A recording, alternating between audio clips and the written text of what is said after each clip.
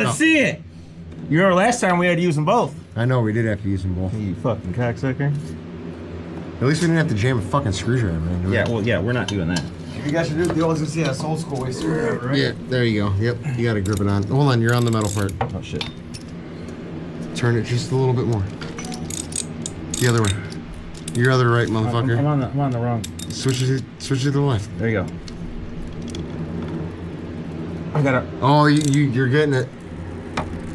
There you go. There you go. Keep going. Keep going. There it goes. There it goes. All right. So now you should be loose enough to where I can just take this off, and you should be able to grip it with just that. It's gonna be great, man. You guys are gonna get like such close-ups and like these weird angles that you can. Yeah, once you actually decide to fucking do your job. Yeah. Do your fucking job. God damn it, Ray. All right, I'll put it on there.